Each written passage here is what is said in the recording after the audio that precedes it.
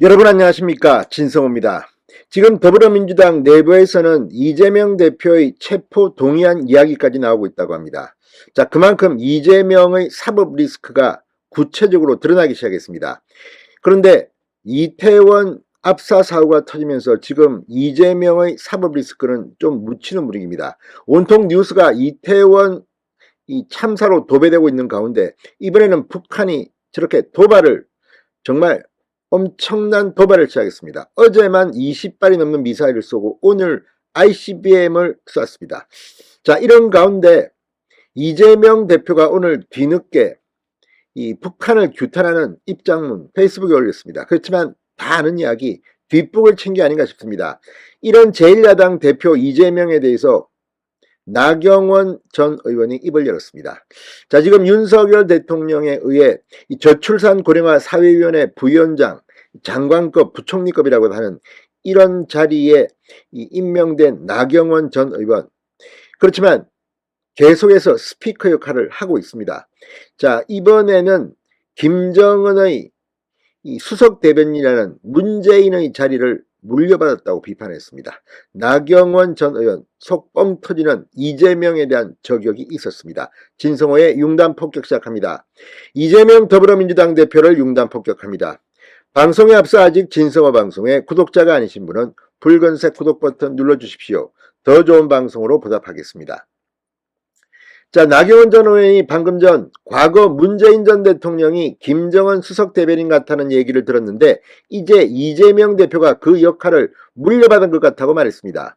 이재명 대표가 북한의 핵 미사일 도발에 대응해 실시한 한미일 군사훈련을 친이라고 비판하고 이 전술핵 재배치에도 가당치 않다고 반대한 것을 정면으로 반박했습니다. 자, 나경원 전 의원 오늘 조선일보 유튜브 배성규 배소빈의 정치펀치에 나와 한미일 군사훈련을 안 하면 누가 좋아하나, 전술핵 재배치를 안 하면 누가 좋아하나, 김정은이 좋아하지 않느냐, 이 대표는 김정은이 좋아할 만한 이야기만 한다. 제가 볼 때 김정은 마음과 똑같은 것 같아.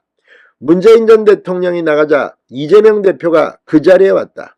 대변인이 됐다는 것으로 해석됩니다.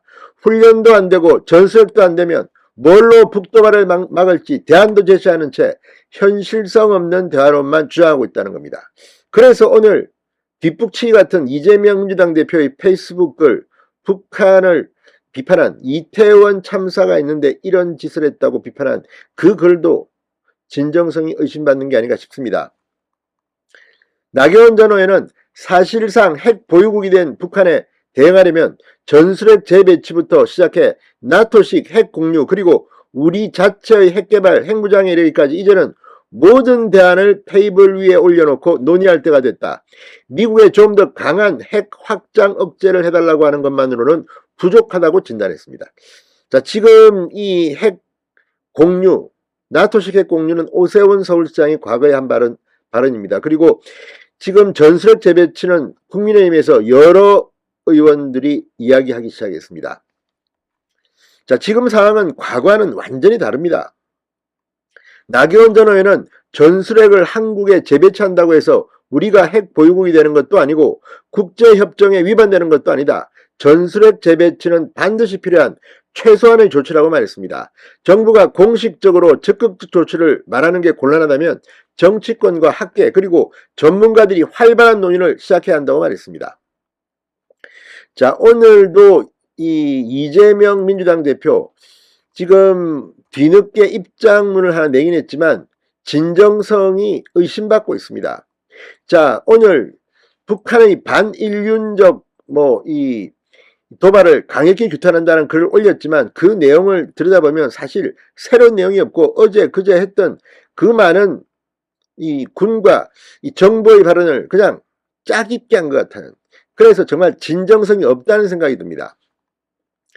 온 국민이 대형 참사로 슬픔에 빠진 시기 북한의 반인륜적 도발을 강력히 규탄한다. 이걸 보고 지금 이태원 이슈를 북한 도발이 빨아들인 데 대한 그런 이야기가 아니냐는 이야기까지 나옵니다. 물론 그렇게 믿고 싶지는 않습니다.